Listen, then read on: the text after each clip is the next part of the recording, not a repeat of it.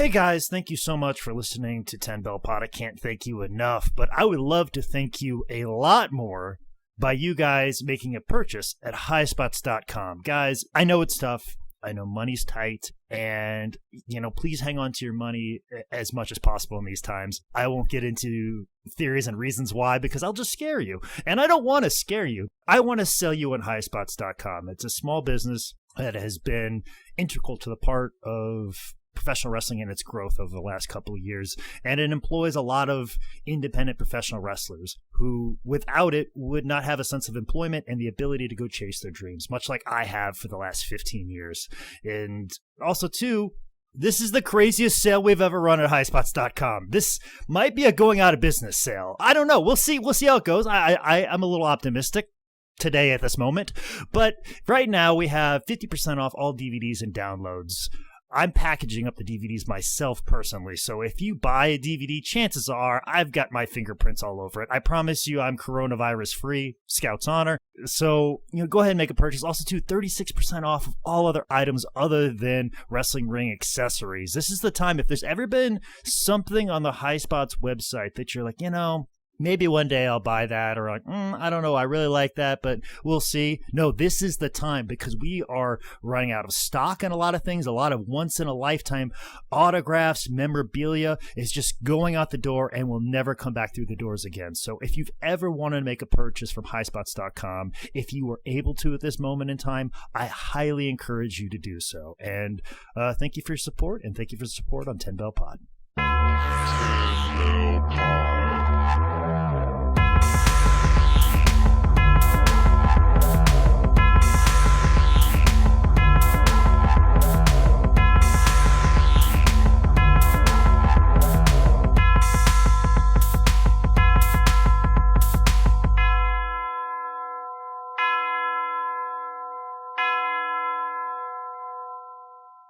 Jake Manning may be the only non-medical professional that managed to somehow get busier during the quarantine.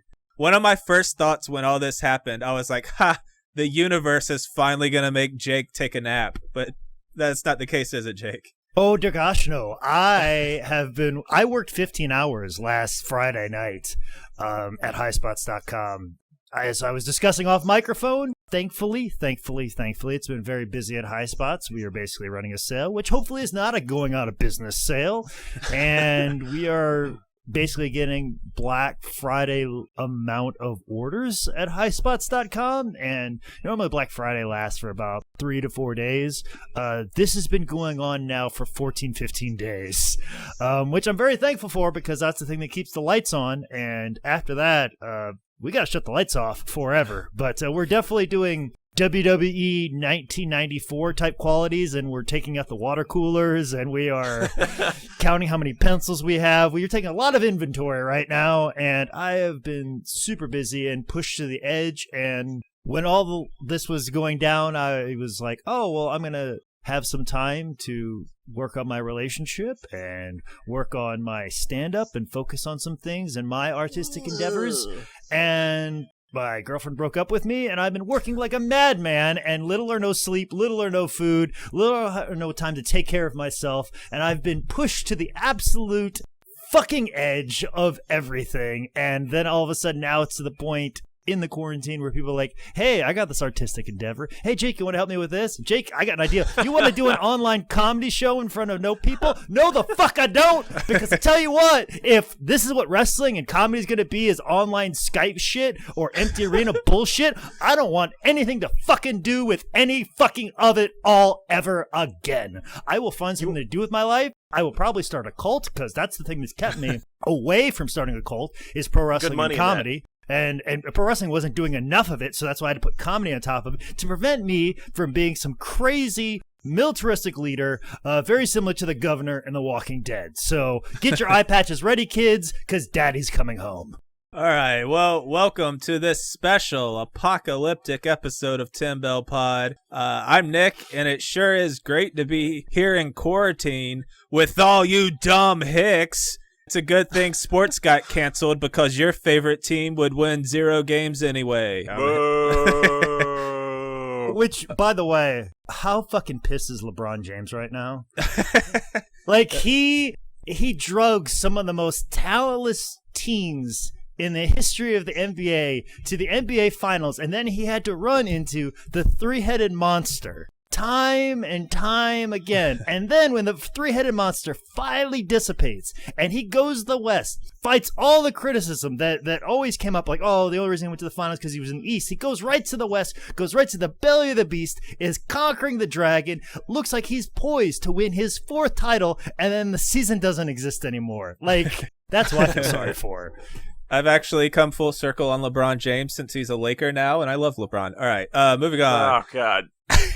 Recording in his bedroom. The loving shack, if you will. There you go. Oh, God. Yeah, this sounds fucking horrible. Yeah, you know when you lose both your jobs because of this thing, and then you almost seriously, like, I'm not joking, seriously contemplate murdering my landlord, and so then you realize you might have to go to civil court. You kind of decide, with all the pandemic stuff, maybe I'll just move back in with Mom. And that kind of worked out.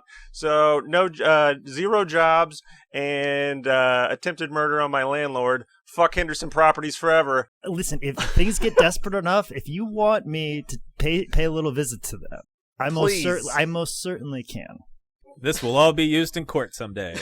Yep. And we're joined by the last man standing in the Manning cave, a s'mores injected camping fire machine, and the roller of the woods, the Man Scout Jake Manning. The fact that has that is a Vader reference. Psycho Sid. Oh yes, that's right. You're right. Sorry, it was one of the masters of the power bombs. One or the other. All right, so this may be the most Jake Manning heavy episode we've ever done because we have cameos from Tommy Rich, from Bobby Eaton, from Kevin Nash, because today we're diving into the late, great Brad Armstrong. And you didn't even mention George South. George is in this? He fucking should be. Like, yeah. For like all Brad wrestled him like, I don't know, what, 7 times or some shit? More like 100 between 2004 and 2006. Like, Brad wasn't allowed to wrestle anybody else except for George South. That's why I never got to wrestle Brad. It's because George was hogging him, just like Ricky Jr. Like, that's why I never wrestled him as much as I should have. And if any modern day fans need an idea, just think Brad Armstrong is the guy that Kenny Omega stole his entire fucking look from. A lot of people, actually. Like, Joey Ryan has come out and said that Brad Armstrong had a strong influence. I got a strong influence, and we'll discuss throughout. Like, I wanted this to be our going into WrestleMania episode because I felt like there was a lot of love for Brad Armstrong, but turns out this might be the best option because everybody's probably really bored right now. So, like, we're going to check out that podcast, 10 Bell Pod, because it seems pretty interesting. Oh, Brad Armstrong episode? Like, we are at the dire straits of everybody's consuming content time, so this may be the best time. So, a good call on holding it off until now. All right. Well, Robert Bradley James was born in Marietta, Georgia, June 15th, 1962. And also on this day, for this stupid shit, Students for a Democratic Society completed the Port Huron Statement. And this is legitimate. This is, we're so bored, I want to be entertained. The first person who can tweet me what movie I'm referencing with the Port Huron Statement will get $5 from me. Venmo or PayPal, I'll seriously send you $5. Port Huron Statement. What movie is that a reference to? All right, I'm fucking done. Good burger. Yes. All right. Brad was the son of Gail and Joseph James, or as Joe is better known as, Bullet Bob Armstrong. Brad was also the brother of Southern Boy Steve Armstrong, pro wrestler and longtime WWE official Scott Armstrong, brother of, if you don't know your ass better call somebody, the Road Dogg, Brian Armstrong. Brad grew up a huge fan of pro wrestling and a big fan of his dad. He'd regularly wait up all night for his dad to come home just to hear a story or get a signed program from the show Bullet worked that night. And he also noticed how his dad always came beat the fuck up all the time. So in the early days, he wasn't exactly sure he wanted to be a pro wrestler, but he definitely was intrigued by it heavily. But that's one of the magic things about being a baby face, and Tracy Smothers was just talking about this when we did a fireside chat not too long ago. He was talking about how traditionally a long time the way that pro wrestling operated is you would just beat the living piss out of a babyface just to get sympathy on him. That's what, because he was talking about how AEW allows their heels to get heat and get some steam and beat the shit out of the babyface time and time again. And you know, the references that Tracy was talking about was Dusty Rhodes. You'd always see Dusty Rhodes get his ass whooped, and then of course when he got his comeuppance, it meant something. And another reference, babyface that he referenced, was Bob Armstrong, because Tracy just loved Bullet Bob Armstrong, and so did a lot of people. And kind of his signature thing was he would just get his fucking ass beat time and time and time again, and you'd just be dying for him to make a comeback. And that's one of the hallmarks of the territory days, is you would put all this sympathy on a babyface. You would push him all the way to the edge, and when he got to the point that you feel like all was going to be lost, he fought his way back, and that's what makes it so special and unique, and that's the thing that made Bullet Bob Armstrong such a big deal. And pretty much in that continental area, that southeast area, he was one of the biggest stars for a very long time because of that particular reason. So as far as formal pro wrestling training goes, Brad was trained by his dad, but he said that growing up in a wrestling family with a whole bunch of brothers, he basically had it by the time he was in high school. Well, and also, too, like those brothers, I've always heard stories about the Armstrong family and the brothers and how, I don't want to say adversarial because they obviously love each other, but Bob seems like the type of dad that if there was an argument between the two boys, or there was an argument with a neighbor kid, Bob would be like, "Oh, you got a problem with that kid? Go whoop his ass." Yeah. If you kick his ass, you're right. Even if you think the sky is purple, if you whoop his ass, sky's purple. You know, he seems like that type of dad that's like, if you've got a problem, you got an issue, you go settle it. Like, I feel like if there was ever like some sort of disagreement with the brothers, he'd be like, "All right, guys, go in the backyard and whoop each other's ass and see who wins, and get it done with, get all that testosterone out, get all that whatever's going on out of you, and just, you know, hug each other and tell each other you love her when it's over." And I think that's kind of how they've always been. There's actually a really great story that George told me one time about the Armstrongs. I know George was looking through some family photos for whatever reason. I don't know if somebody was showing some photos, or Brad posted something online, or Scott, or one of the brothers posted something online. It was like a family picture or something like that. But one of the brothers was missing, and George asked, like, "Hey, where's Scott or Steve or whoever was missing in the photo?" And the other brother was like, "Oh, he got in a fight with one of us that day, and he didn't want to be around any of us." and George's like, "What? Like, you guys are brothers. You guys you guys fought all the time?" And they're like, "Oh yeah, we fought all the time. Like, there was never a day when all those brothers got along with each other. So it was always this constant of just beating the crap out of each other." So Bob was always a tough man, and he raised some very tough young boys. At just 18 years old, Brad would have his first ever pro wrestling match in 1980 on the 4th of July in Montgomery, Alabama. With his dad in attendance, Brad worked against Jerry Brown of the Hollywood Blondes. You want to know who else made a debut on the 4th of July?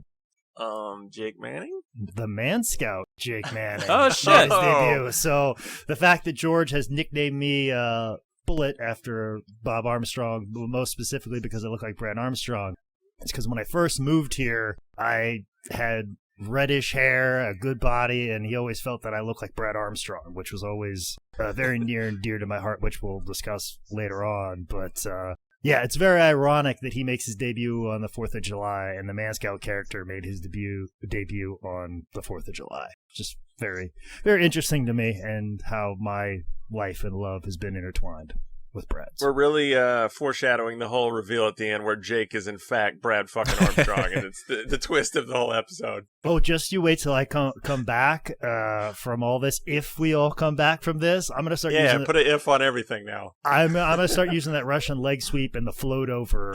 The float over, goddamn. I used to do it all the time, but like there was never like a really good time. But I think I'm gonna intentionally working it in a lot more, because please do. I don't think enough people utilize the Russian leg sweep, especially the float over, anymore. And I used to be able to do it. We'll see if I can still do it. I fucking love the Russian leg sweep. Dude, I've been a mark for that move forever. And see, like you made me jump over top of you, Nick, because I just love that fucking move so much. Which, by the way, if you guys don't know, the Russian leg sweep used to be Bullet Bob Armstrong's finish, and also Brad utilized it as a finish as well. So I think, okay. So non-wrestling fans, I think you should all. I think most people are aware that Bob Armstrong used it as a finish, and I know Brad uses it as a finish all the time, especially all the times he wrestled with George South. But some people may not be aware of that. Just to let you know. So the match with Jerry was a big influence on Brad because Jerry effortlessly and smoothly put Brad in and out of holds, and Jerry was able to take a very green, fresh out of the box wrestler and make him look more than competent. And Brad thought, I want to be that guy someday, and that's a pretty cool view to have on the business.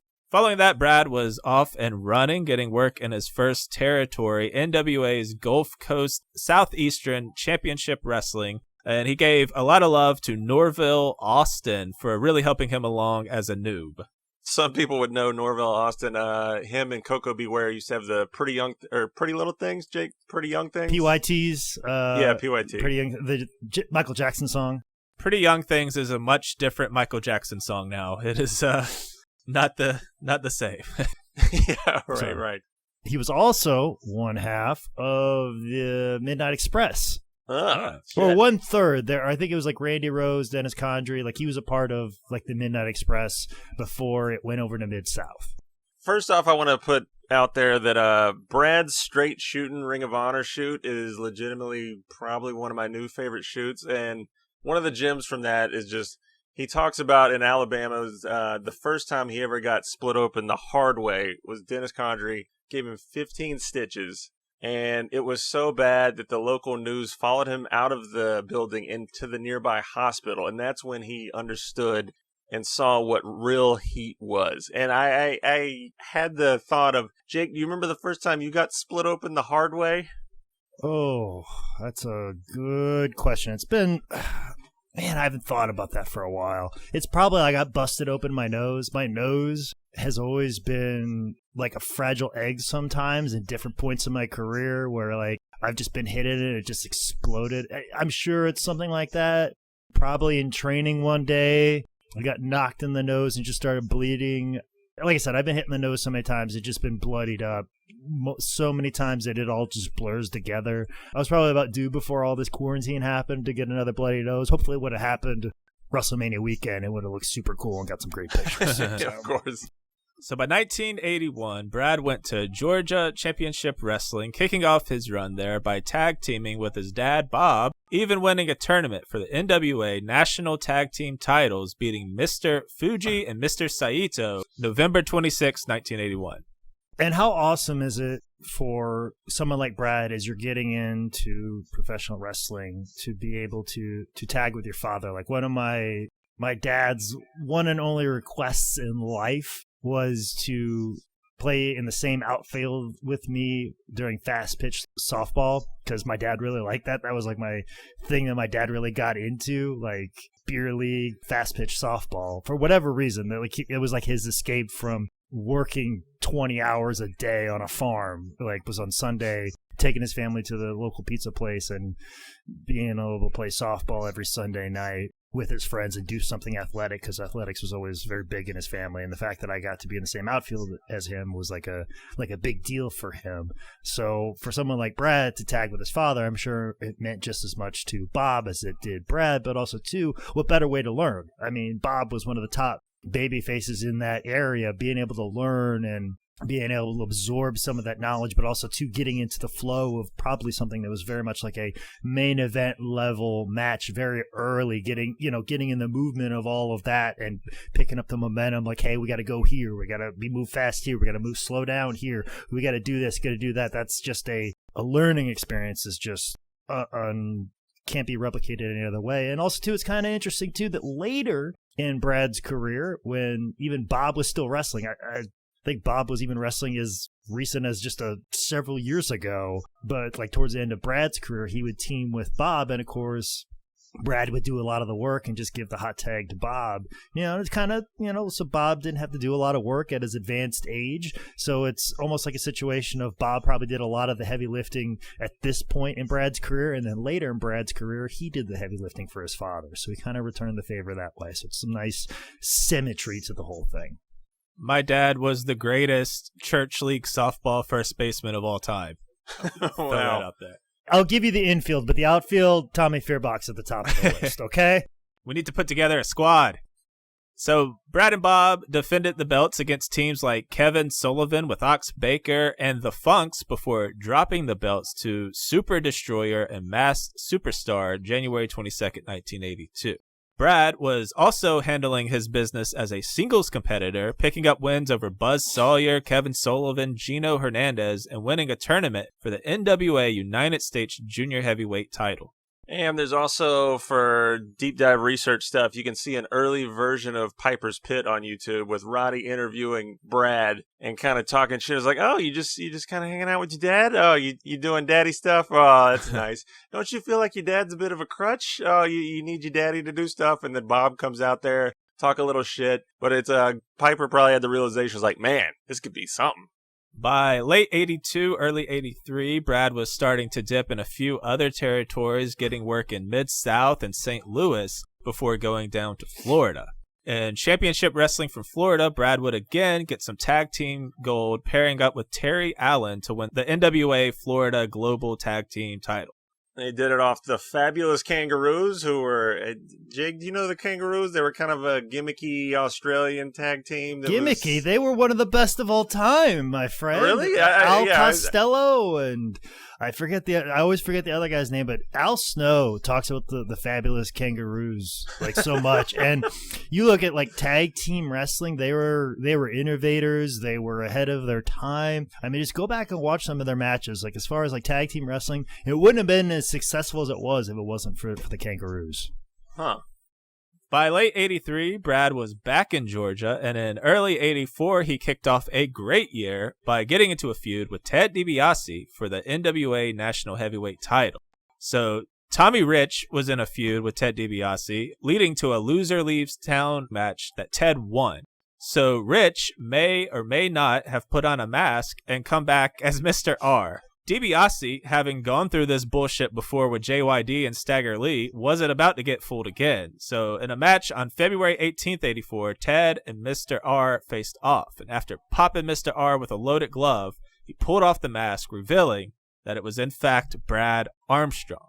That's when Tommy Rich walks out, distracting Ted long enough to get rolled up by Brad, allowing Armstrong to win the NWA National Heavyweight Championship. So he's collecting some belts right now. Yeah, the video's so much fun, too, because it's the announcer's like, oh, we know who this is. We're smart. They finally pulled off, and they cut to Tommy Rich walking out, just going, Somebody say something about unmasking somebody, Angle. And then Brad gets the roll up on a shocked and just totally flabbergasted DiBiase, and then the big 1, 2, 3, and chaos, and, all 85 people in the studio audience makes it sound like 5 million. It's pretty special. Brad would trade that belt with the Spoiler before losing it for good that May. Another thing that's worth looking up, Brad Armstrong versus Jack Brisco, which the big significance with this was, it was a tournament final, and if you won it, you got to face Ric Flair for the NWA belt. And according to Jack Brisco, I don't know, apparently the match between him and Brad had a ratings record on TBS that lasted up to 10 to 15 years, according to Jack. But it's a pretty good short little match with those two. Brad wouldn't be done winning gold in 84, again winning the NWA National Tag Team titles, this time with White Lightning Tim Horner, after forming the Lightning Express. I call my penis White Lightning because it's white, it strikes quick, and it feels like static electricity when I pee. Did you just steal a joke from Spencer, or is that you? Fuck you. The Lightning Express is an interesting discussion. Tim Horner and Brad Armstrong as a team, there are some people that will go back and watch some of those matches and you'll see them and you're like, holy cow, why were these guys not one of the biggest tag teams in all of the land? Well, that's because they had to fall in line behind the Midnight Express, the Rock and Roll Express, the Fantastics. They had all these. They came in at a time when there was all these really fantastic tag teams, and even the Fantastic, they had a hard time getting over because they were seen as second to the Rock and Roll Express. So the fact that you have the Lightning Express, so it's just maybe the third best express there is, but that's one of the third best tag teams in all the world. So it was very tough for them to get over, where if they would have came at a different time, different place, or before the Rock and Roll Express, they could have been the biggest tag team in all the world. But they always, like, you see all the examples of Tim Horner and Brad going into places and people bringing them in, and they just kind of stay at the middle for a long period of times because, like I said, even the Fantastics had a hard time getting over, but you're also another Express team. Maybe a different name could have helped. Yeah, I don't know. Maybe a different packaging. Maybe like some sort of like unique gimmick that makes them stand out. Kind of like the Sheep Herders kind of stood out a little bit. Maybe I don't know, but like the Lightning Express is kind of one of those lost things in professional wrestling. This really great, fantastic team that got very much lost in the shuffle. That if you put it in different era, a different set of circumstances, could have been one of the biggest things ever. And some people might know Tim Horner as Jim Cornette's favorite wrestler, which I finally listened to the 30-minute takedown of Tim Horner. I assume, Jake, you've heard this before? Here's the thing. I have a story about Tim Horner. If you want to go on a little sidebar about Tim Horner. Yeah. Fuck. Where are we going? What are we doing? There was a show that George booked us on, or got us on, that is. It was one of Ted DiBiase's church religion shows that he was running. He ran in a big venue in Knoxville, and Tim Horner, of course, from that area, basically helped line some of it up, made sure a ring was secure. He had some of his students on the show, and of course, you know, Tim Horner's students and George's students are there, so they just put us all in a big 8-man tag match. Of course, we have a lot of big names. Dr. Death was on it. Kamala was on it. There were several, like Honky Tonk Man, Coco Beware. There were bigger names on the show. So they didn't want to give a lot of time to the students, which is fine. And it was a Tuesday night show. They want to get it done very fast. And, of course, Ted's got to give his testimony at the end. So you got to leave some time for that as well. So they're not giving us a lot of time in this 8-man tag. And this was probably 2008, 2009, Jake Manning, who in ring, probably at my peak form, but also at my biggest fucking asshole level. And Tim Horner was kind of helping laying out the show along with George. So we're in this 8-man tag, and they've got Tim Horner's student, and the Tim Horner students, you know, one was babyface, one was heel. They wanted to start this 8-man tag, but they only give us 8 to 10 minutes for this 8-man tag. So it's got to move very fast, obviously, and you got to think of a very fast pace to make sure everybody kind of gets their stuff in. Well, Tim Horner's students, they get in and they do the longest fucking beginning stalling spot. Like, not even like they do spots. They lock up in the corner, clean break. Lock up in the corner. They'll look like he's gonna do a dirty break, but he doesn't. They're like the real, like they don't bump. And we are the first match on the show. They don't bump. They dick around. They stall. They eat up all this time. They go 3 to 4 minutes, and they don't fucking do anything, and they finally just end it with a shoulder tackle. I was enraged. I was and keep in mind, before we went out, Tim Horner stressed to us over and over and over and over and over again, you guys got only 8 to 10 minutes. Do not go over. Do not go over. Do not go over. And I'm in fucking raged, and I look right at one of Tim Horner's students. I go, tag me the fuck in. And fucking he tags me in, and one of the students wanted to wrestle with me, and I go, no. And I fucking pointed right at Charlie Dreamer, like, you get him in right now. Because there's 400 people in here. They want to see some action, and they've been just fucking giving bullshit. And I'm fucking irate, and I tag Charlie Dreamer, and we do this amazing opening spot. It was an opening spot we used to do all the time. Tackle, drop down, leapfrog, set behind, throw for Russian leg sweep, come off again, come back, tilt-a-whirl, drop kick, set up in the corner, regular flying head scissors, roll through, arm drag, grab the arm, shoot him off again, come back again, arm drag, shoot off, bam, bam, bam, bam. It was a spot me and Charlie had done multiple times over and over again. We had down to a fucking T, and it looked incredible. And then we got right into the heat, got right through it, and got right in and out, right, probably at like 10 minutes and 30 seconds. After these guys had already burned off 3 to 4 minutes of the fucking match. Jesus. We get to the back, and Tim Horner starts yelling at me. Wait, sorry, you said at you? At me. What the? He goes, what the fuck are you doing? You guys didn't do anything out there. Like, seriously. Like, he started screaming at me. Like, he goes, I expect you guys to go a little bit longer. I go, motherfucker, you told us 8 to 10 minutes. And your fucking boys fucked off for 3 to 4 minutes and didn't do jack shit. I was giving these people that. I think the only reason he was mad is because I purposely showed up as students. Yeah. Right. And I think that's why he yelled at me. I can't remember if he was something bullshit. I can't remember if he told me that we went short on our time or we went over on our time, but it was some sort of discrepancy where we hit exactly what our time was, and this motherfucker was still mad that we didn't do enough or too little. I can't remember what the argument was because I was blinded by fucking rage through that match. Your memory doesn't work good when you're just enraged. And then he came back and fucking yelled at me. So I was livid about it. I remember going back to the High Spots office and telling Michael this whole fucking thing. And he was just like, don't get too mad at Tim Horner. He's supposed to be our ally against this war against Cornette. And I'm like, no, fuck him. I don't, if he's our ally, fuck off. I don't want to fight this war. So like, that's basically my thought on Tim Horner. What I'm saying is, don't put any respect on Tim Horner's name. That's to fans. Anytime a wrestler gets in the ring and in a tag match and he points at the other guy, to us, we're like, oh, he's calling that guy out. This is so cool. Sometimes they're just like, I'm not wrestling this idiot, so tag him now, or fuck off. Oh, Davey Richards used to do that all the time when Cedric had a tag team partner. I'm not going to say who it is because I actually like the individual, but Davey Richards from time to time would get in and point over the apron if Cedric was on the apron and be like, no, you tag Cedric Alexander in. I want to wrestle you. I don't want to wrestle the guy who's in the ring right now. I want Cedric Alexander. Get him in. Give me more of him.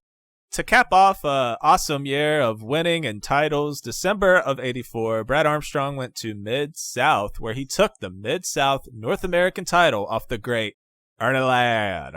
Armstrong would fend off Ernie in rematches and also defend his belt against Steve Williams, Hercules Hernandez, and Buddy Landell before losing it to Ted DiBiase January of '85. Beltless, Brad would hang around Mid-South a little longer to feud with Jake Roberts. He'd have more matches against Dr. Death, and he'd even tag up with their boy, Mr. Brickhouse Brown. They got some YouTube matches. Brickhouse comes out with his boombox. They both got the same exact hair, different color skin. It is the best Bill Watts balance of, like, see, I ain't racist tag team you've ever seen. Well, Brickhouse tells a great fucking story about their dynamic. It was actually supposed to be a much bigger deal, and they had a feud with the Dirty White Boys, and Bill Watts pulled Brad and Brickhouse aside and basically broke it down. Like, all right, guys, this is how I want all of your tag team matches to go. He goes, look, you don't see Superman until the end of the episode, okay? You save Superman for the last 5 minutes of the episode, and he always comes in and saves Lois Lane. Well, guess what? Brad, you are Lois Lane. Brickhouse, you are Superman. I don't want to see you in that ring into the last couple minutes of the match. I don't want to have you start. I don't want you in at all. I want Brad to start every match. I want him to take the cut off. I want him to take the heat. And then you tag in Brickhouse, and he comes in and saves the day. And that's how I want every single one of these tag matches to go. Well, Lynn Denton of the Dirty White Boys didn't get that memo and started like saying all kinds of stuff. He antagonized Brickhouse to come on in and kept antagonizing him. And Brickhouse is like, no, I got the last 2 minutes. And then he kept putting it on him, and people started thinking Brickhouse was chicken. And Brickhouse was like, I can't look chicken, or else Bill Watts is gonna whip my ass. But he's also gonna whip my ass if I come in. So it's like, I'm damned if I do, damned if I don't. But I'm not gonna look like a fool in front of these people. So he came in, wrestled for the first 5 minutes of the tag match, tagged Brad in, and then Brad took the deal and stuff like that and took the heat, and then Brickhouse came back in again. As soon as I got to the back, Bill Watts got in their face and goes, motherfucker, what did I tell you?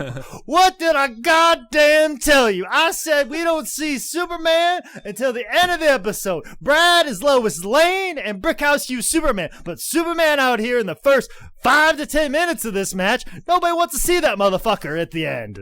So Could have been a lot better, but obviously that enraged Bill Watts. And once you enrage Bill Watts, he usually doesn't go back to it. After leaving Mid-South, Brad would go back to the Gulf Coast territory, which was now Continental Championship Wrestling. There, he'd win another tag team title with Tim Horner, and he'd also start a feud with Jerry Stubbs over the NWA Continental Heavyweight title, a title his dad once held. And Brad talks about how finally going back to golf is when he really felt down in his soul that he got out of his dad's shadow. It wasn't the first time he was alone, but it was the first time he really felt that, like, all right, this is me. I'm Brad Armstrong. I'm not Bob's kid.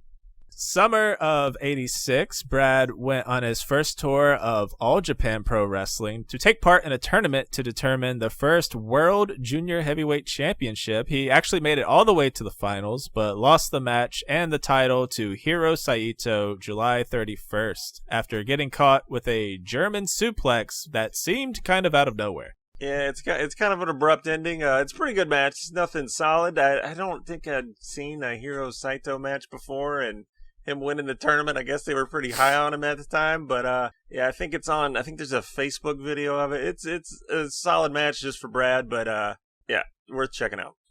He'd head back to Continental to pick up his feud with Jerry Stubbs before heading to Mid-Atlantic Championship Wrestling, where he'd get his first taste of a major pay-per-view, taking on gorgeous Jimmy Garvin at Starrcade 86. Man, if you want to see two dudes how to start a match with good heat, and totally buy the two dudes want to kill the shit out of each other, watch this match. There's these moments where they go at each other, and then there's kind of a break and a stare down, and where you think there'll be like another 2 or 3 beats of walking around staring at each other. They immediately go right back at each other, and it's so good. You can buy the shit out of the heat because they subtract just those little moments that you're used to, and it makes it feel all the more real because, like, oh shit, didn't expect that. It's a really damn good match. It goes 15 minutes. The crowd's hot. Hell of a match worth checking out for sure. And then look out, Clash of the Champions 2. There's a U.S. title match with Barry Windham. Really damn good. And then this match is seriously if you want to watch some Brad matches to show what he was, what he could do, watch Clash of the Champions 3 versus Mike Rotunda. TV title match. Brad Armstrong wearing a David Lee Roth shirt, looking like I say the Kenny Omega shit. Watch this match. You'll see the Kenny Omega stuff. This is one of the hottest crowds I have seen in forever. Just like early Clash matches or early Clash shows, man, they were rabid as fuck. It goes 20 minutes, but it's really interesting. I haven't seen this angle. Maybe Jake can chime in if he's. I'm sure it's been done. So Rotunda has the TV title. Brad's kind of the up-and-comer. He's the underdog. And instead of maybe working the idea that Brad is trying to get the pin before the 20 minutes is up, like, oh, God, if he doesn't pin him, then he doesn't get the belt. But it's the last, 3 minutes is Rotunda beating the shit out of Brad and repeatedly trying to pin him because he's the TV champ and he needs to show why he's the champ. But it's Brad repeatedly kicking out of it, and it's Jim Ross just screaming and going mad on, but Armstrong won't quit. He just won't go down. And it's to the very end of the bell that they're selling that Brad made the full 20 minutes, and that his heart is so fucking big, and putting him over that way rather than stressing that, oh, he might win the belt. It's just showing that he could go 20 minutes with the TV champ for as low on the totem pole as he might have been seen at the time. It was a pretty cool angle that I haven't seen that story too much to build someone up. You don't have to build them up right then in that match, but it's kind of one of those incremental steps of saying, this dude's got hard, this dude can go with the TV champ. Yeah, it's just one of those things about putting the sympathy on the babyface. And obviously, as you mentioned in that, Brad was at a different position than Rotundo. So it's just this situation of, him being seen at that same level.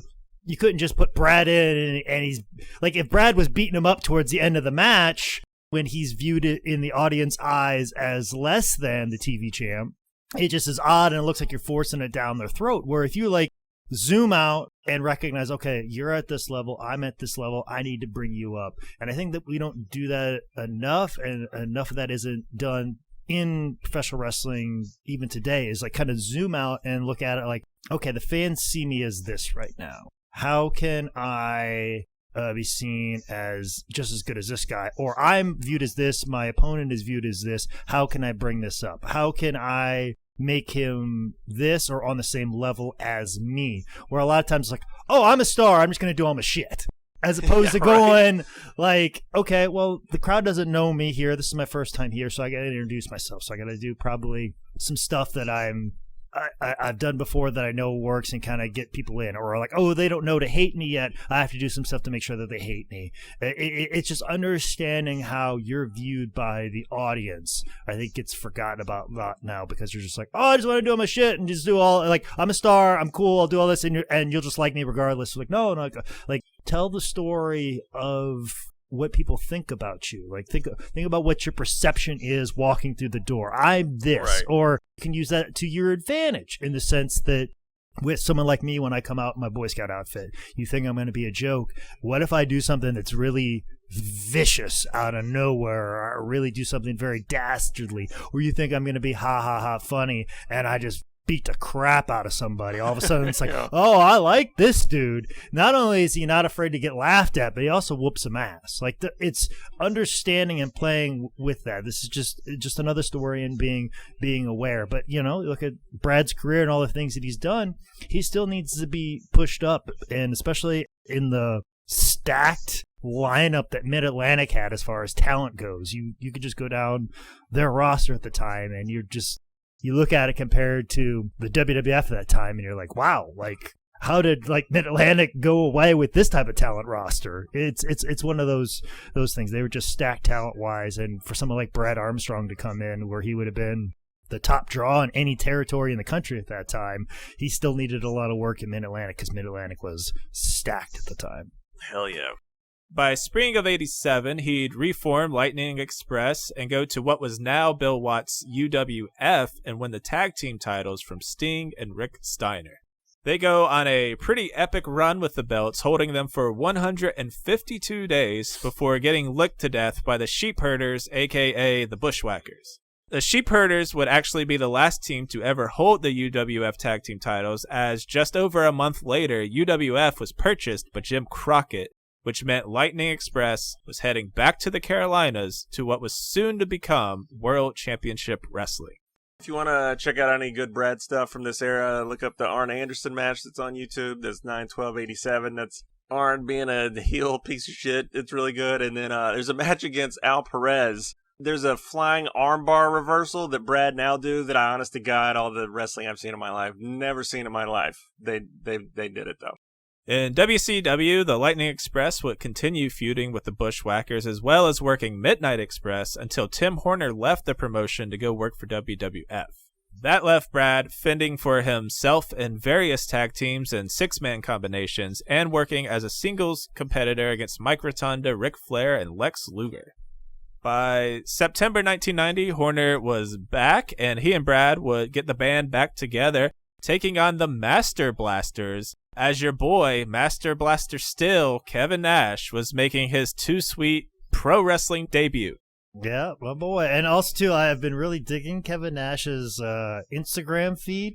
Him and me kind of see where we're at right now as a society and a culture and how things could go either way. I think him and me are seeing the world in a very similar lens right now. So if we do go into the apocalypse time, the Master Blasters might be a real thing, and I might be like one half of them. So it might be me and Kevin Nash just fighting our way through the country. Brad tells a really good story before the match that Nash and his Iron and Steel, or whatever the fuck they were, that Nash is looking at Tim and Brad before they go out there, and Nash is like, you must fucking hate us. We're just two young guys coming in here, and you guys are the workers, and we're just these big goofy dudes, and like, goddamn. I fucking love Kevin Nash because he can just cut through the shit in like, yeah, he's good at that. He recognizes like the situation right away and just assesses it and makes the biggest fucking joke. My favorite joke of all time in a locker room is by Kevin Nash. He was booked for Hermie Sadler's UWF shows. And he was super late, but he was just going to wrestle like a 3 or 4 minute match against Charlie Dreamer, in fact, of all people. And obviously, if you've ever seen a picture of Charlie Dreamer, he's roughly about the same size as me. He's got long blonde hair. I think he's just wearing trunks. Kevin Nash shows up, and he's a little late, and he goes, and he's kind of a little bit of a tizzy. He's just like, all right, who am I working? And Charlie walked up to him and goes, me, sir, are you wrestling me? And Kevin Nash looked right at Charlie Dreamer, looked him up and down, and goes, oh, okay, what's your finish, kid? It's the funniest goddamn shit. It busted out of the whole locker room. Like, anybody who was casually listening to that conversation laughed hysterically at it. And that's just how awesome Kevin is. And considering how funny Brad is in the locker room, imagine what Brad's reply was at the time. Too. Probably just that conversation was far more entertaining than what the match was at the time, because very green Kevin Nash might not have been the best to watch, but give it a few years, it probably would have been awesome. In September 1990, Brad would get a singles run as one of his first weird WCW gimmicks, the Candyman. And rumor has it, if you turn off all your lights and say Candyman 3 times in the mirror, Brad Armstrong will show up to your house and put you over. And this is always a reference to Brad being a good worker. You just take a good worker and you just slap a fucking gimmick on him. And this is all Jim Herd's idea of like, let's get weird shit like WWE has, but your ideas are not coming from a genius. They're coming from Jim Herd. And Candyman is just a fucking example of that. And just Brad being too nice to just say no and be like, no, that's the dumbest thing I've ever heard. I'm not doing that. And just like, all right, well, figure out how to make it work. Where that attitude made him a good wrestler, it probably didn't suit him in making him a wrestling superstar, if that makes any sense. Brad talks about how one of the main reasons for this is that the Mars Candy Company was a sponsor or investor. I forget exactly what he said. So, of course, they're like, oh, yeah, just pass out the candy that we're giving you for free. So, of course, it is all tied into that shit. The Candyman, dressed in red and white tights and handed out candy to kids on his way to the ring. He was actually given a bit of a push there for a second, getting wins over Dutch Mantell, Buddy Landell, and James Earl Wright. The undefeated Candyman would finally fall November 15th when the Iron Sheik broke his fucking back and make him humble. On Clash of the Champions 13, November 20th, the Candyman was beat on TV by the debuting Big Cat, who was later Mr. Hughes. Big Cat catches Brad in the torture rack, and Jim Ross would really, really like you to know that Brad Armstrong did not give up, he's never given up, and the referee stopped the match. Yeah, he's so adamant. It makes you like wonder about Jim Ross. By the beginning of 91, Armstrong had dropped the Candyman gimmick and reunited with Tim Horner, and they'd have matches against the Fabulous Freebirds, Arn Anderson with Barry Windham, and the Royal Family, Rip Morgan and Jack Victory.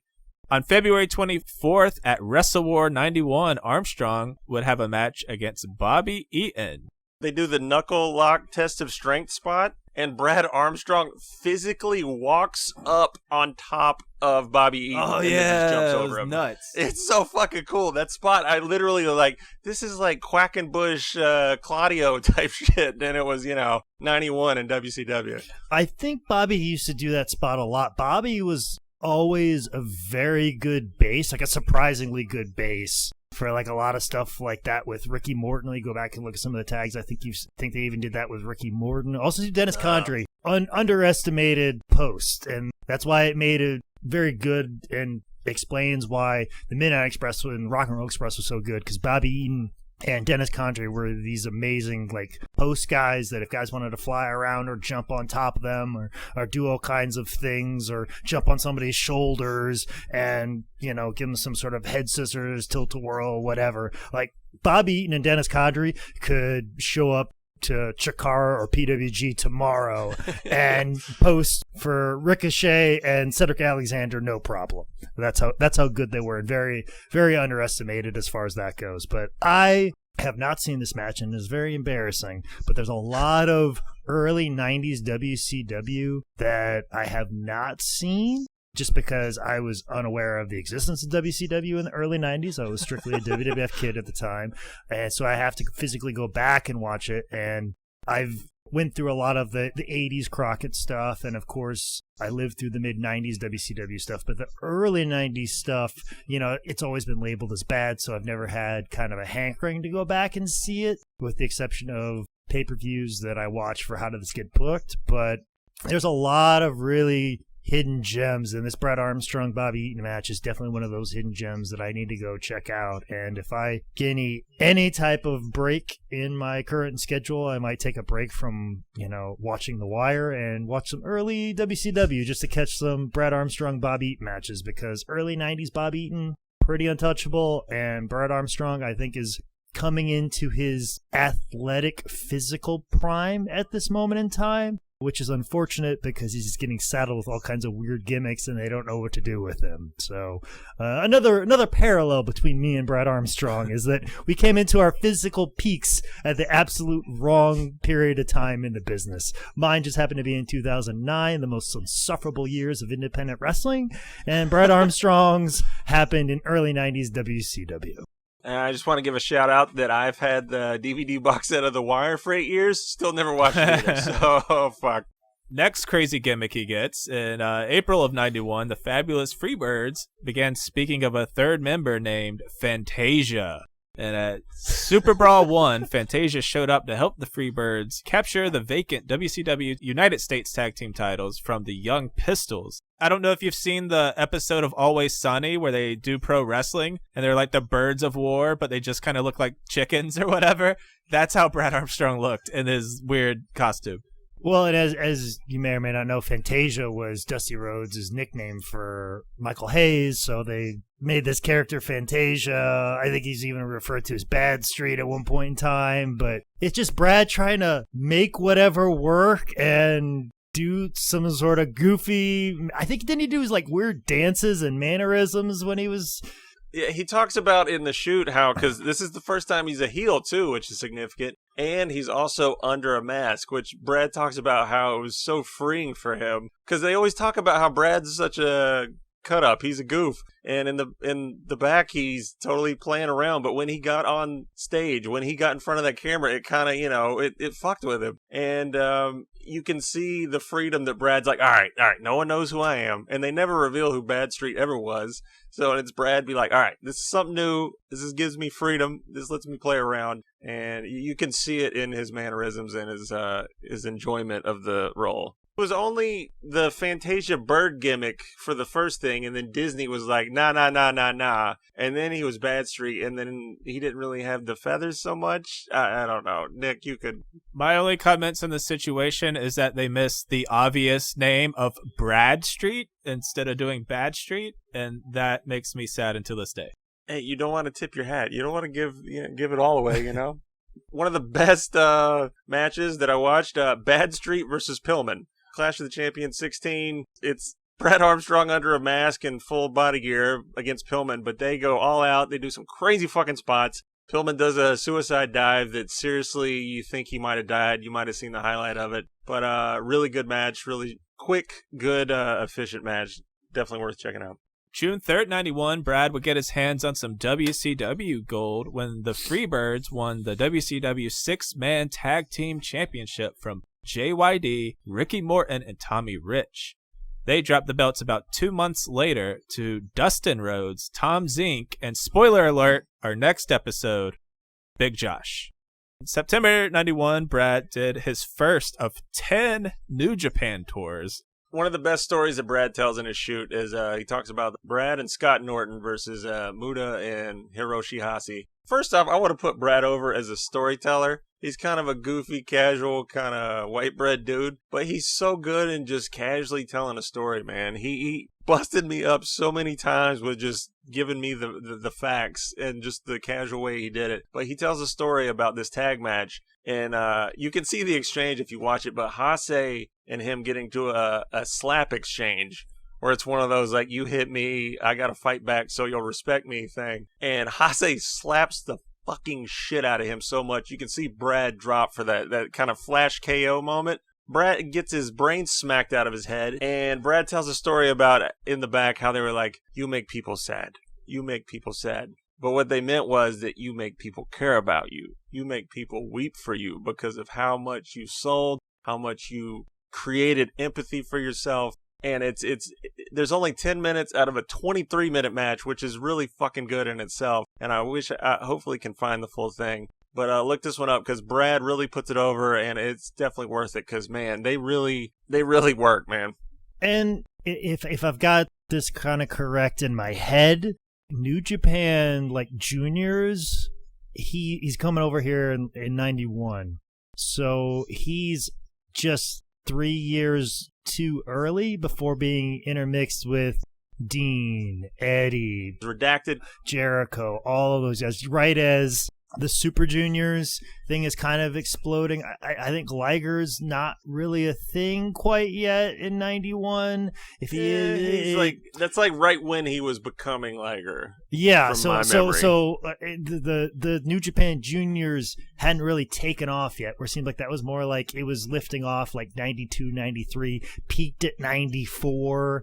Here he is like a year or two early, and also too he's 2 years removed from Owen Hart being over there, and kind of like the juniors kind of got like a second life there. And then of course he's 9 years post Dynamite Kid, Davey Boy, Cobra, Kobayashi, Tiger Mask. So 91 is kind of like, I mean, he's wrestling Hase, who effectively is kind of a junior, but at the same time too still seen as like a main event guy. So like he could have came in and been in the mix with the light heavyweight division at any different era, and it would have panned out much more successful as opposed to just being a tour. And just goes to show like some of just the really bad timing that exists in Brad Armstrong's career. Just imagine Brad Armstrong being mixed in with the Super J Cup, or him being around to wrestle Dynamite Kid in his prime, or even being over there in 88 with Owen.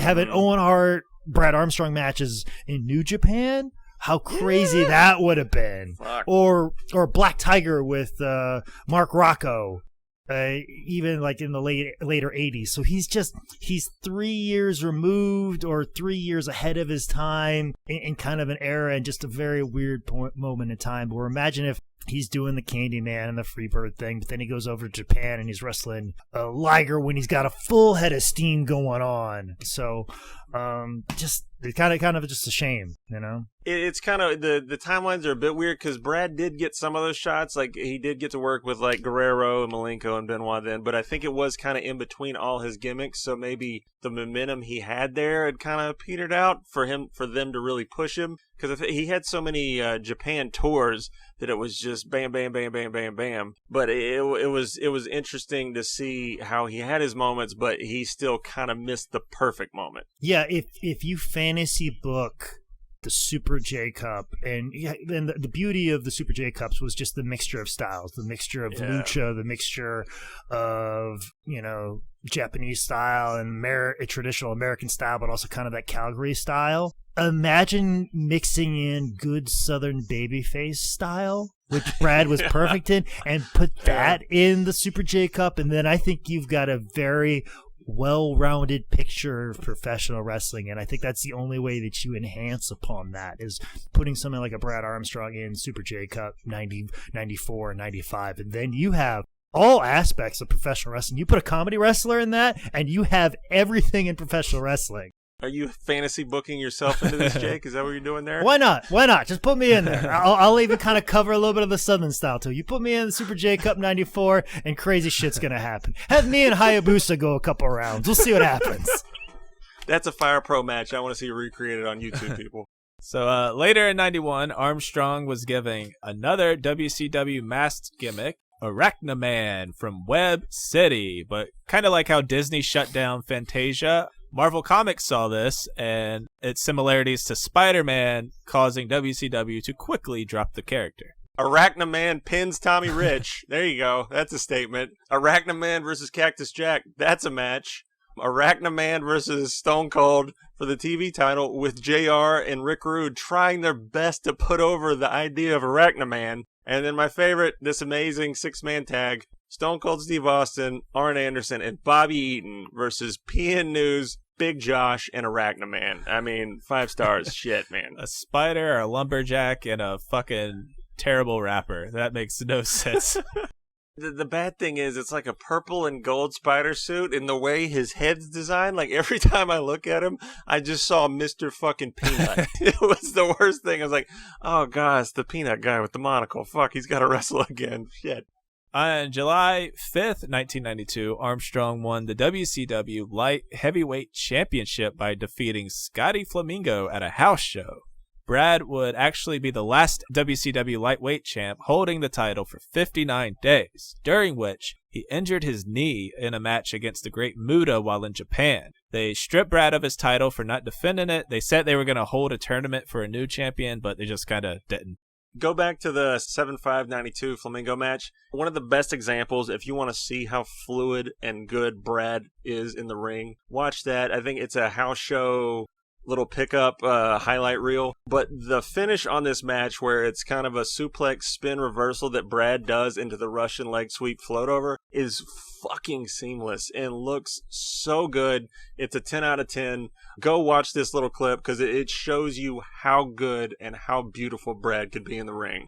And Flamingo was a good wrestler too. He was. And it's been the long time running joke with Caleb Connolly that he's in the Scotty Flamingo era of his professional wrestling career, that he is just one really breakout gimmick away from being a big star, but also too getting away from having good matches and just becoming this brawler and a character. And I wish you would just hurry up and invent whatever his version of the Raven character is, so our generation's version of Tommy Dreamer, Jake Manning, can start getting into a big feud with him, and we can go from there and tell some great stories. After recovering from knee surgery, Brad would spend the next few years bouncing around New Japan and still working in WCW without any major storylines or feuds. Things you gotta watch. Watch the Great Muta 2 out of 3 falls, WCW Saturday Night match. You got Jim Ross, you got Ricky Rackman from the Headbangers Ball on commentary. But 2 out of 3 falls, Muta and Brad, it's so damn good. They go like 30 minutes on WCW Saturday Night TV match. Must watch. It's good shit. Watch Brad versus Redacted Clash of the Champions 22. It's only like a 9-10 minute match, but so fucking good. The way they work, the intensity in all of them, I mean, you already know that with those two involved. Watch Regal versus Brad Saturday Night matches. There's all this. Just look up Brad WCW Saturday Night, and if you see a name that you know can work, watch that 8 to 10 minute match, and it'll be great.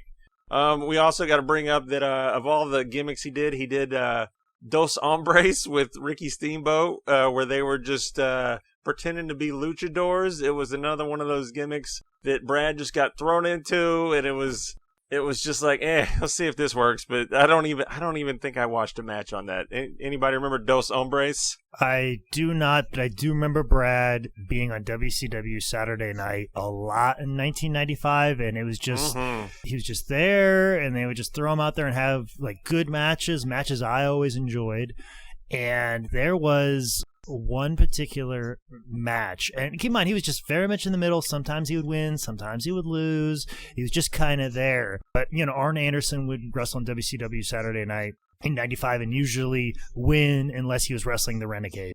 And there was one particular WCW Saturday Night, and go out of your way to watch this. This is in my youth, my formative years. This still sticks out of my head, where they decided to have a main event on WCW Saturday Night was Brad Armstrong versus Arn Anderson. And keep in mind, Brad's just very much in the middle, winning and losing from time to time. But this promo that Arn Anderson cuts makes this such an important thing. After you've seen Arn Anderson wrestle in main event matches, he's always on the pay-per-view. He's usually got the TV title. He's in a featured spot. He's never losing on WCW Saturday Night. But he's wrestling someone like Brad who's, kind of in the middle, winning and losing from time to time. And Arn cuts his promo that makes this such an important match, and I'll never forget this line as long as I live, that capped up the whole promo, where Arn put all this weight to this one particular match on WCW Saturday Night, just a random episode, and Arn says right into the camera and says that there's never been an Armstrong that could whip an Anderson.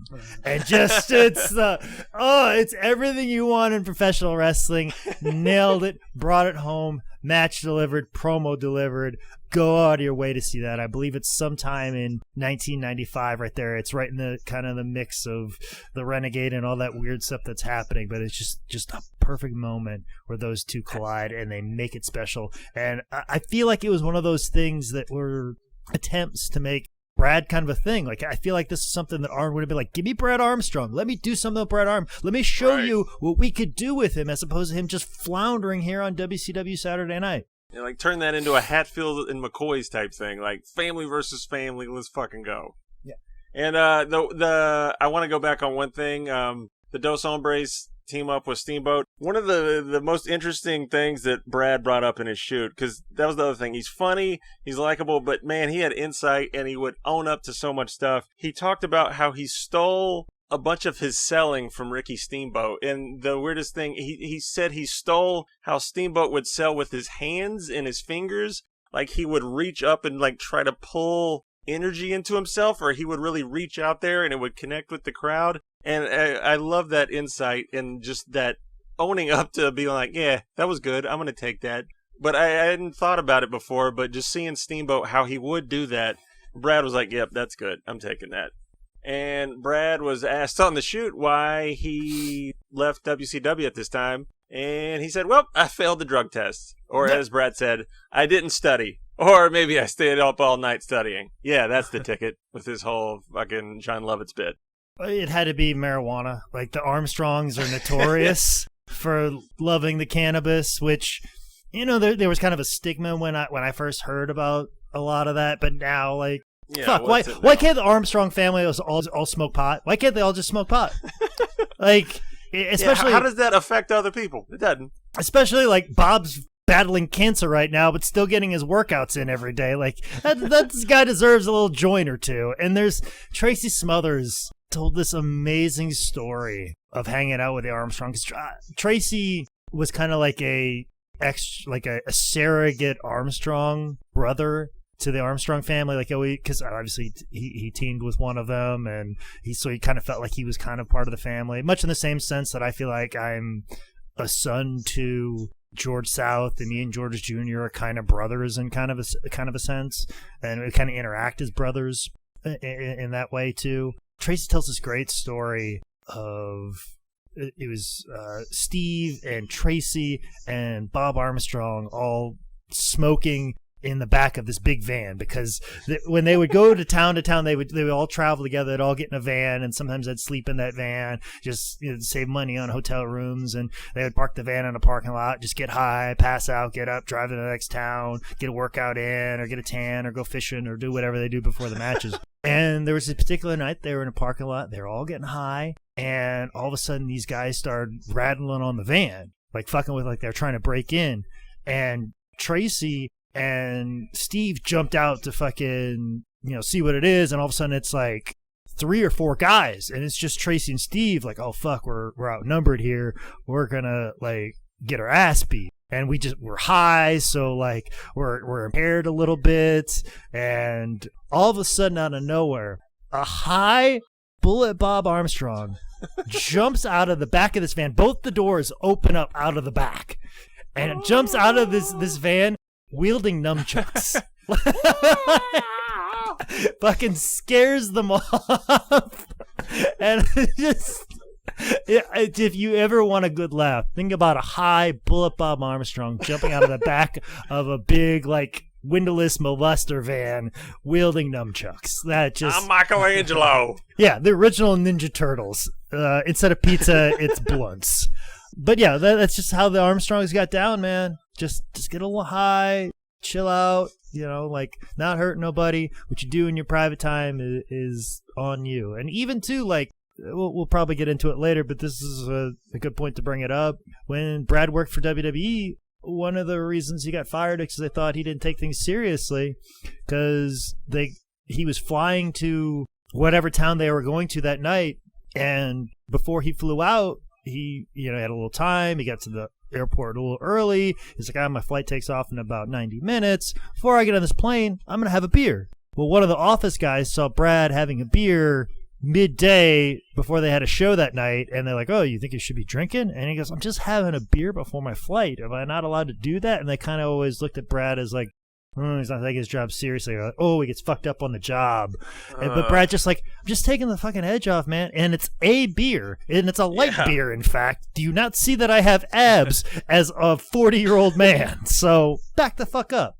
So after leaving WCW in 95, that June, Armstrong joined Smoky Mountain Wrestling. And by August, he was splitting his time between Smoky Mountain and the United States Wrestling Association in Memphis.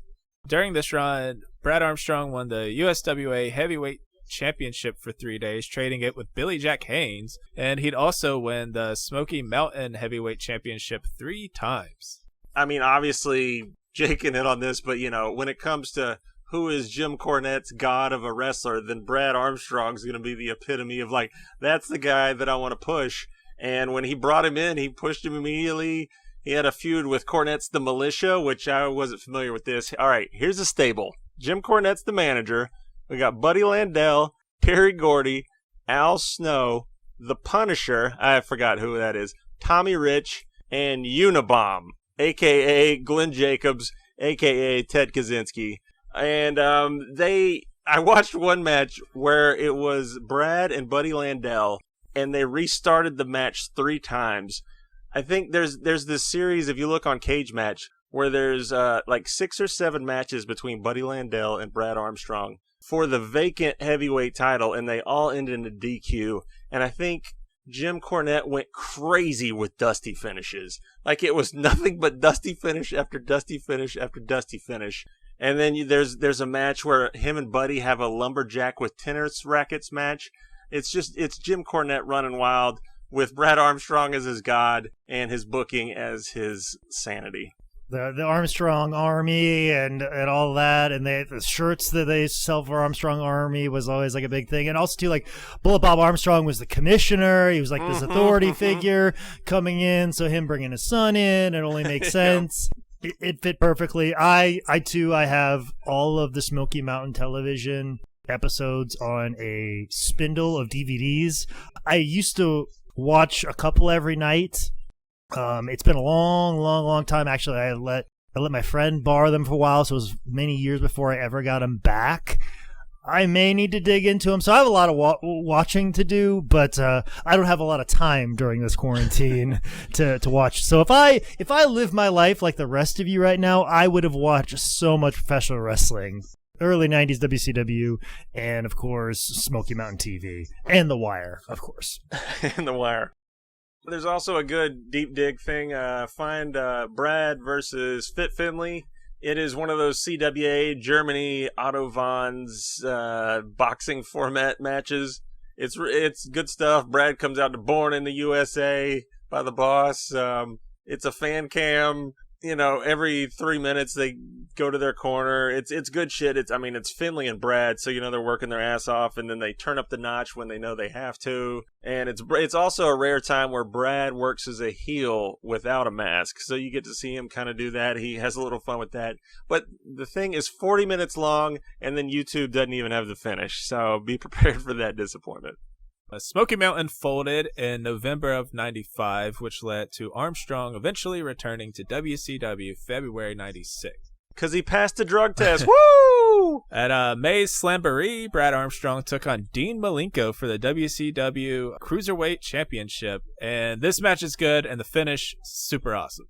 Oh, man, this is another one. Brad's, I kind of brought it up, but his selling was so realistic. He really did know how to pull that empathy from the crowd and make you care about him, because he did that stuff where it was oh, did that really hurt him? He sells it kind of weird, a real person would if they kind of got hit the wrong way.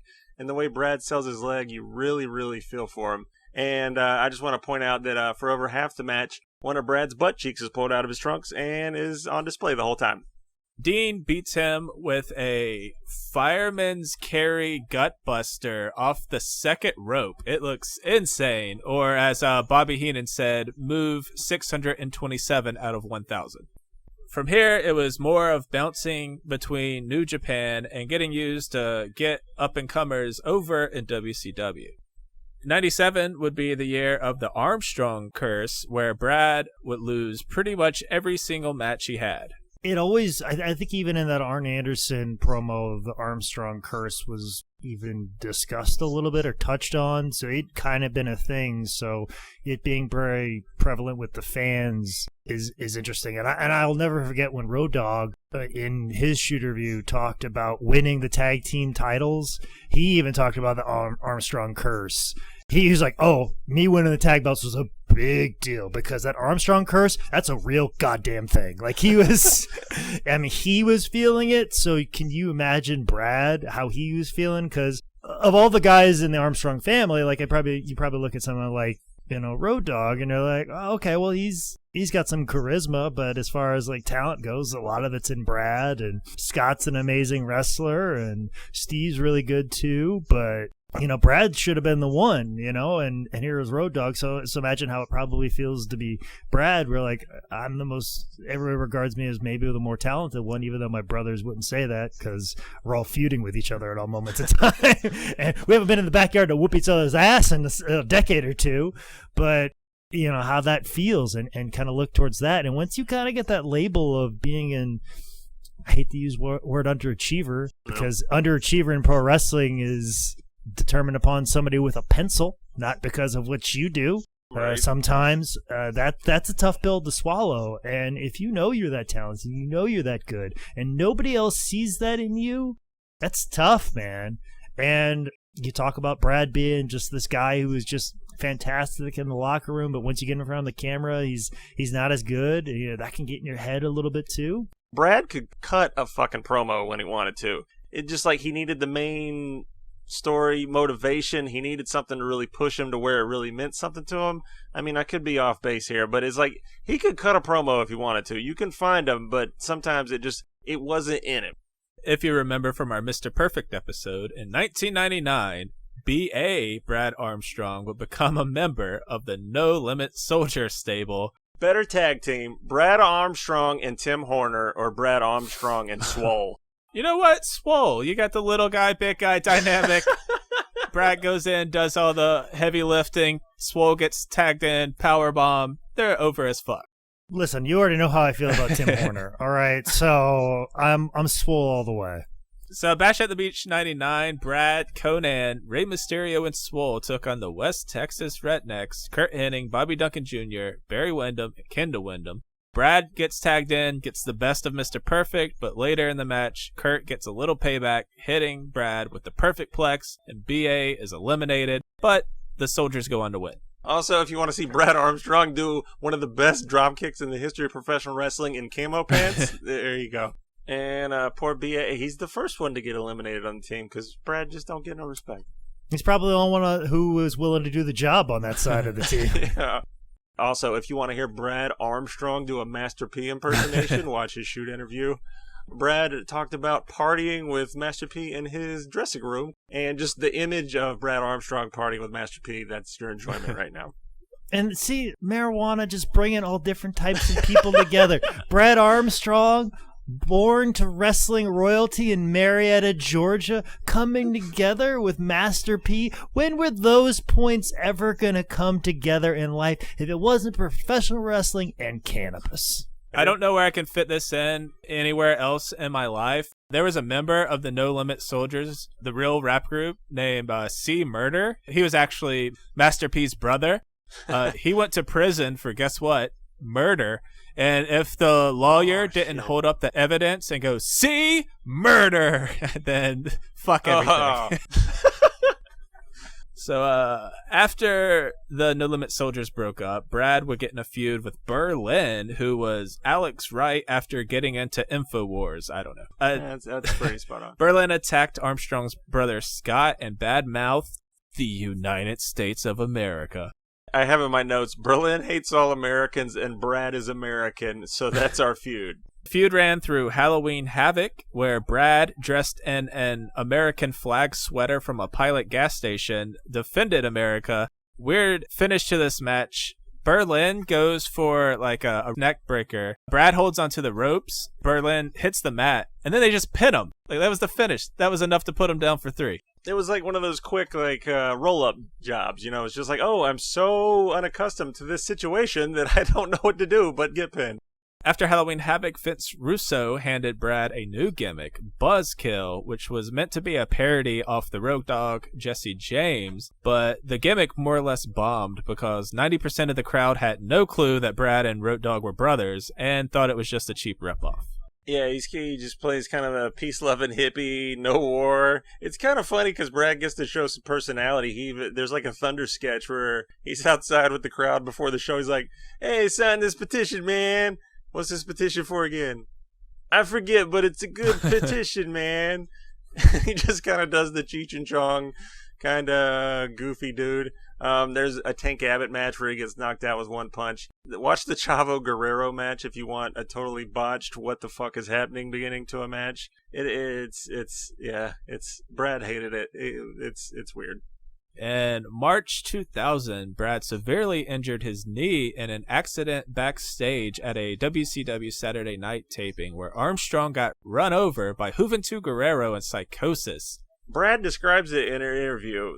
They were leaving, I don't know if it was a center stage taping. I think it was. And he was just in the parking lot, and Juventud and Psychosis were driving through with no lights on. And once they saw him, they hit the brakes, but it was on gravel, so it didn't track too well. They hit Brad. I think he says in one of his knees, it pops him up, but he lands on his feet like a cat. But then Brad is such a good dude that he doesn't even report who did it to him so they don't get in trouble. But there was enough witnesses that they at least recognize that it was an accident. But Brad, even on the shoot, doesn't want to name him. You can look it up. And Brad says the best part of this is Brad, like, wholeheartedly is like, I harbor no resentment to them at all. I consider it a present. First 2 years of my daughter's life and the last 2 years of my grandmother's life, I would not have gotten to be there for them while rehabbing my knee. If it wasn't for this, I would have been on the road. I consider it a gift. So Brad's one of those silver lining to just the extreme of extremes, to getting hit by a fucking car, and Brad turned it into, like, you know what? Life ain't all bad. Well, and also, too, Hoovy and Psychosis, they're in on probably a work visa, so... Yeah, he brought that up, too. You know? So that's going to be, like, kind of an issue, and these guys are pretty popular in TV at the time. And, of course, Brad just being the consummate professional wrestler, like, hey, I don't want to mess with your money. I don't want to, like, ruin this guy's livelihood, so I don't want to ever bring it up or have it come back around. I don't know what the statute of limitations are on any of this. I want them to still be able to come into this country, make money, and benefit from, what we have set up here in America. The complete opposite of everybody in Georgia. Just Brad, wholesome dude that way, and that's awesome. But yeah, that is kind of the ultimate silver lining, is that he gets to spend time with his family and in this injury. But also too, I do know from like here on, Brad always had that metal brace around his knee from here on out, just forever so it obviously left some lasting damage past these 2 years. While going through rehab, his WCW contract expired in 2001, and Brad actually left the business for a couple of years until returning to the independent circuit in 2003. On September 12th, 2006, Brad signed a contract with the WWE, and he'd work a few house shows as part of the newly revived ECW, taking on Stevie Richards and Eric Perez. By December 2006, Brad was starting to do spots commentating for the ECW brand, but by January 2007, Brad was again backstage as a producer and/or road agent. Why do you think this didn't move forward? Because if you've ever heard Brad talk about pro wrestling, it's magical. He's a great commentator. I think kind of the story I mentioned earlier is that at an airport, they saw him drinking a beer while waiting for his flight.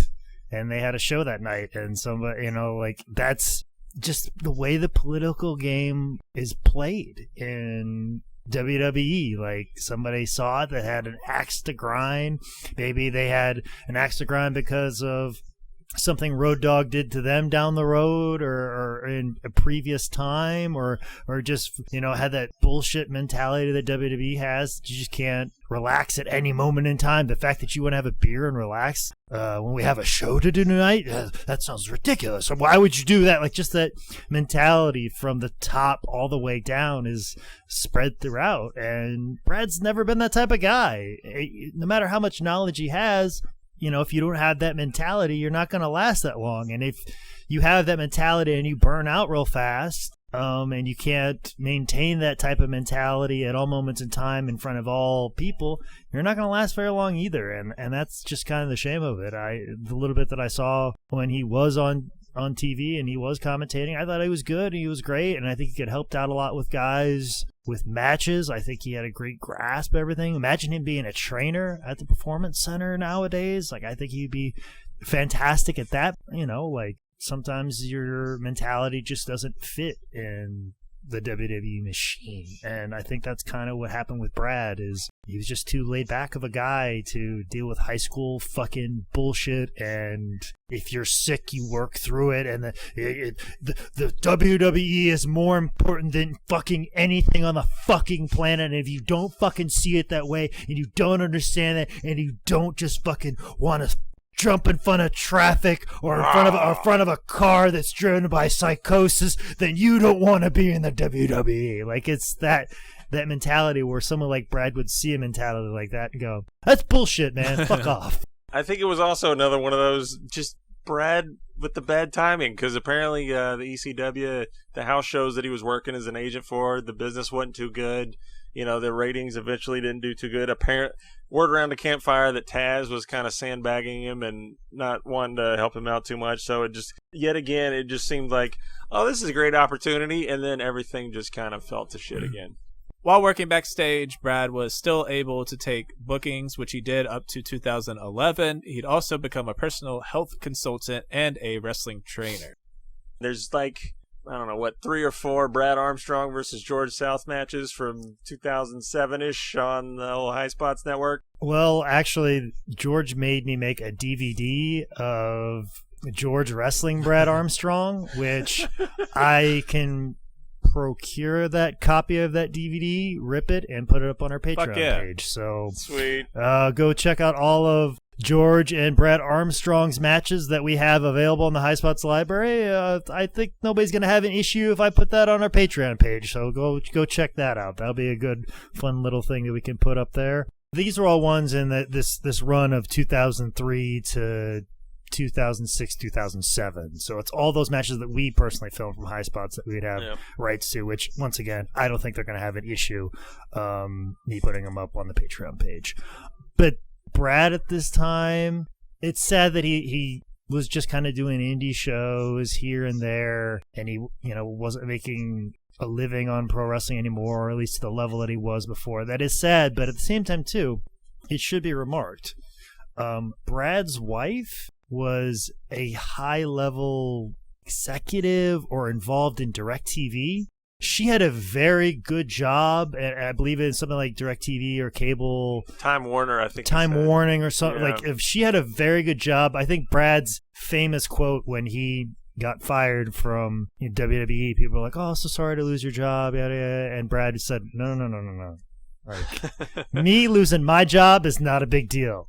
My wife losing her job, that's a big deal. So, I think he enjoyed the fact that he got to spend more time with his kids, be a family man, kind of take care of the home more. Like, I know he worked at like a health food store. Like, he did his work to keep busy, but I think he enjoyed the fact of all those years that he was on the road away from his family. Like, hey, this is the time that I focus on the family, the home, and I take care of it, much like my wife did when I was on the road, but now she has a career, so I will support her in her career. And that's a goddamn dream for me, man. If I could get that, I'd be all about that in a heartbeat.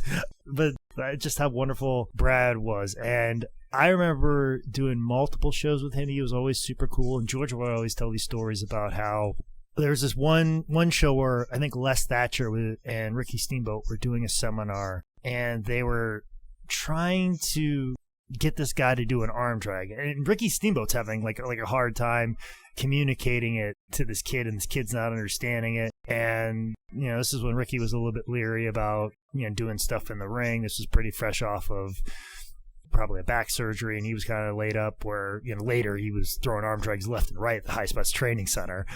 But they're having a hard time trying to explain to this kid to throw a good drop. It was a drop kick, excuse me. It was a really good drop kick.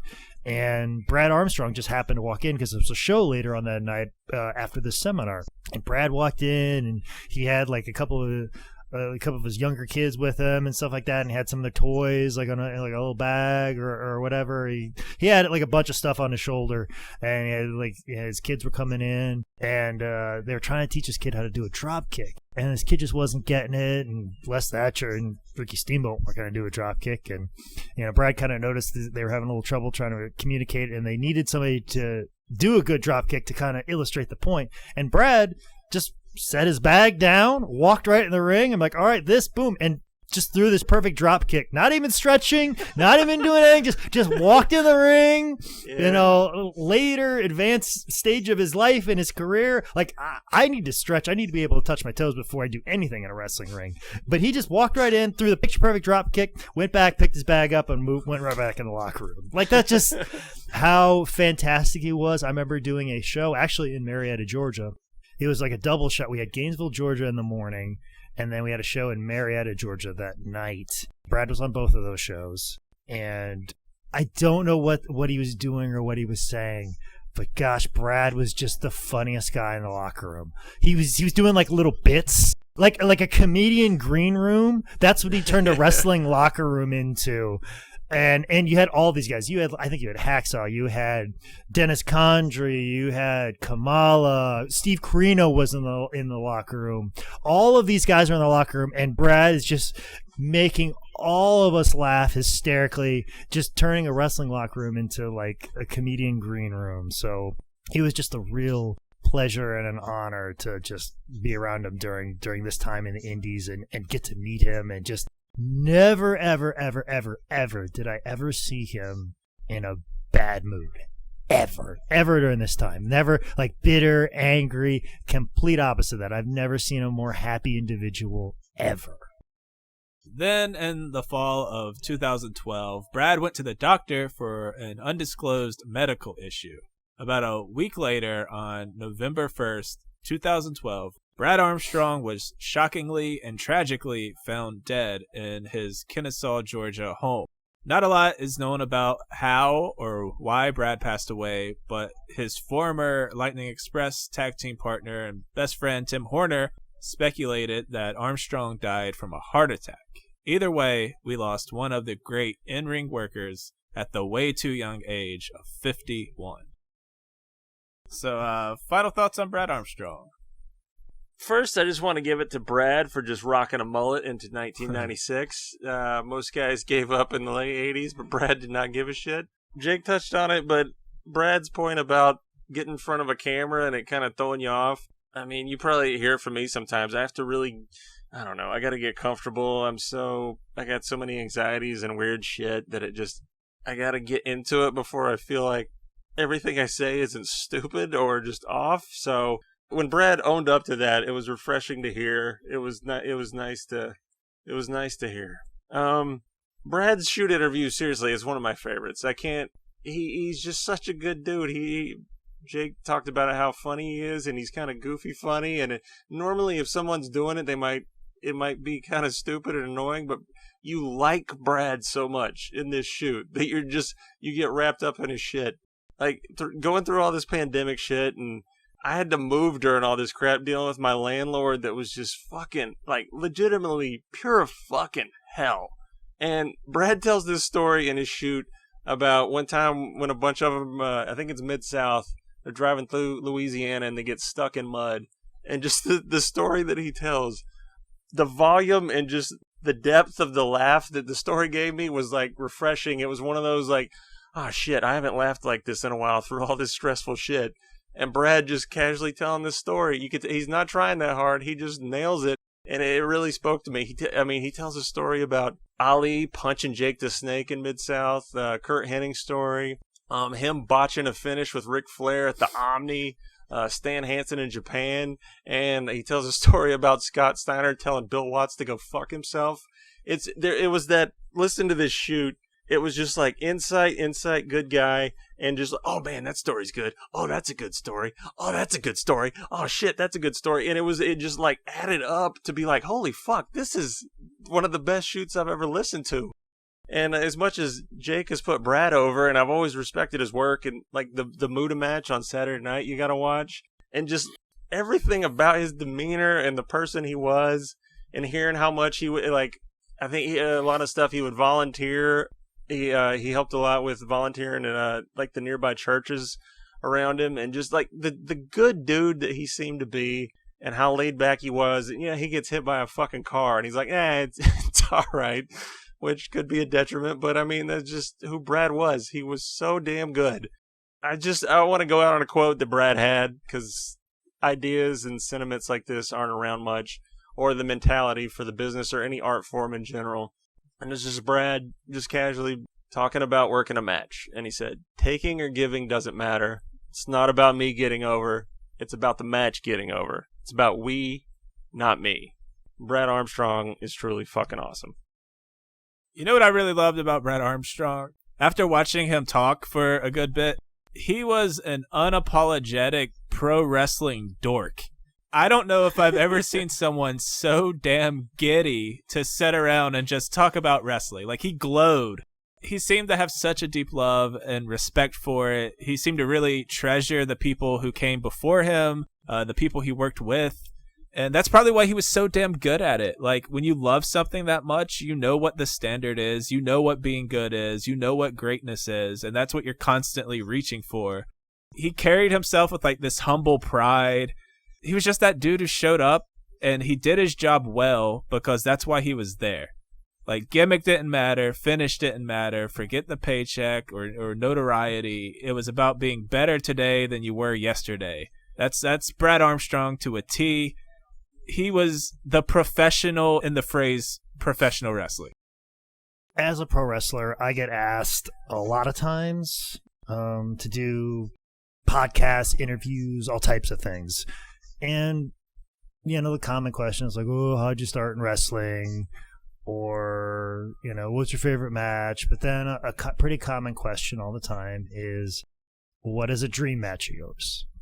And I always, whenever they say, what's your dream match, anytime, any era, when they, even if they don't even put that disclaimer on it, I immediately say Brad Armstrong before they even finish the question. He is and always will be the guy who I've always wanted to wrestle. Always, now and forever.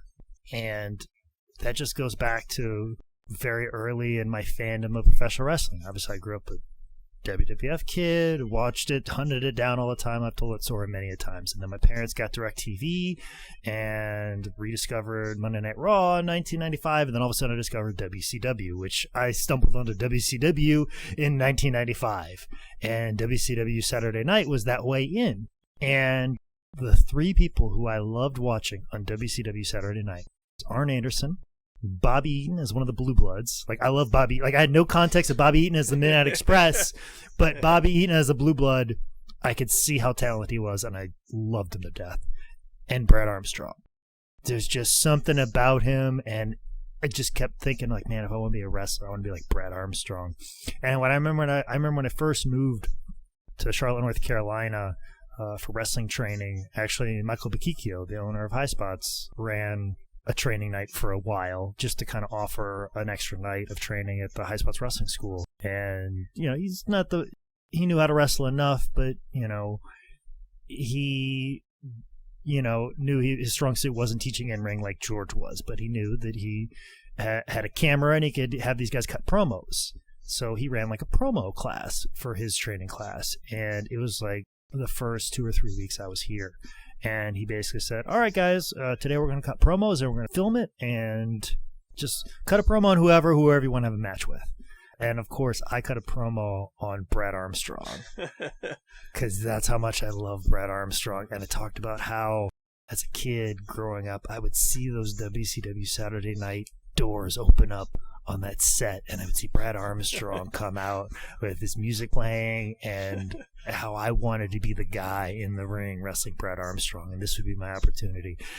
I've been hunting down that tape for years in the High Spots archive library because I would love to post it somewhere. Maybe I'll try and dig a little bit more, but that's just how much I love Brad Armstrong. And the fact that George called me Bullet because I look like Brad Armstrong, that's why I just love my nickname so much.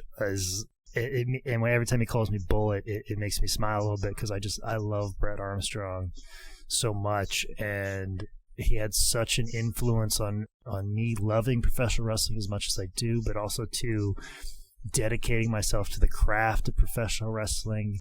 And it's sad that I'm never gonna get that opportunity to ever wrestle him. I think that's the biggest regret that I will probably have in my entire wrestling career, is that I never pushed hard enough to have George or whoever was booking me on shows back then to just book me in one match with Brett Armstrong, because it would have been one of the greatest moments of my entire life. And I won't get to have that, and that makes me very sad.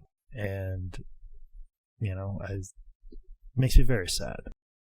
But I think the fact that I have an entire career to look back upon of Brett Armstrong, I think, is the thing that makes me happy. I mean, just talking about this Wrestle War 91 match with Bobby Eaton, I got to go hunt that one down. Obviously, there's something I missed. There's so much more that I can enjoy for the rest of my life because of Brett Armstrong. And I'm very serious. If we get past this and wrestling becomes what it used to be, I'm going to start using the Russian leg sweep with the float over a lot more. And even if I can't do it as well as I used to, I'm gonna try my darndest to do it just as good as Brad in his honor, because that's something that George always says. If you have a favorite wrestler, when you want them to see your matches and be proud of what you do. And my hope is I get an opportunity to go out there and do the Russian leg sweep with the float over it to make Brad proud, and I'll do it and think about him every single time. All right, that is Brad Armstrong's Tim Bell Pod. I hope all you out there are doing okay throughout all this crazy shit. Stay inside, wash your hands, thank a doctor, fight the patriarchy. I want to put this out there. The best place to find listening links for us is over at anchor.fm/TimBellPod. I think we have like 10 options from Apple to Spotify, whatever. So check that out. You also have Jake's YouTube and SoundCloud. Keep up with everything Tim Bell Pod by finding us on social media. And please leave us a rating and a review. And finally, huge thank you to everyone supporting us on Patreon. Not only did we have a couple new patrons, a few people actually increased their pledges they were already doing just to help us during these quarantine times. So, yeah, thank you so much, Jake. Big thank you to several people. That is Tommy Morgan. Tommy runs a great show. Des Moines area, a friend, a fellow comic. Thank you so much, Tommy. Also, to Tommy's parents run a pizza place in Des Moines. I think it's like, Tommy, don't kill me right now. Ro's, To's. It's west by Merlehay Mall. It's the best pizza in Des Moines. So if you've had some of the best pizza in the Des Moines area, it's Tommy's family's place. It's a fantastic pizza. I should have looked that up on my phone real fast. But Tommy, thank you so much. Also, thank you, Steve Messa. Messa, thank you so much for all the work you do at FSCW and for contributing to our Patreon. Also do a big thank you for Miles Kane for the upgrade. Miles, Miles, I promise you, if we get through this thing, one of the first places that I'm going to head out as far as professional wrestling goes is Oregon. I'm going to head up your way, Miles. I'm going to do everything I can to get to Prestige Wrestling or whatever else. A little bit because of you, but also because I got a new fan up there. So I will make my way to Oregon for sure. Also, too, thank you so much, DJ Lum. It's DJ Shadow Penguin. We know who you are. Don't bullshit us. You're still the Shadow Penguin to us. Also, too, big thank you to Scott Siegel. I believe that's Siegel. I'm going to say Siegel. Yeah, that sounds like Siegel. Thank you, Scott. I appreciate all of that for upgrading because we really, really, really do appreciate you guys. So thank you, Tommy, Steve, Miles, Scott, and TJ. Find us on the social medias. You guys get it. Buy some shit from High Spots. Yep. Oh, Jesus. Oh.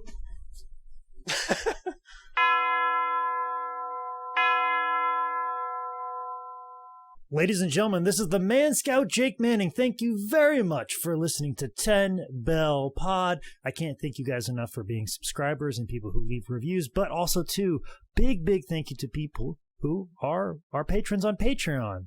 Now, some of you may be hearing that like, wait a minute, I'm not a patron on a Patreon for you guys.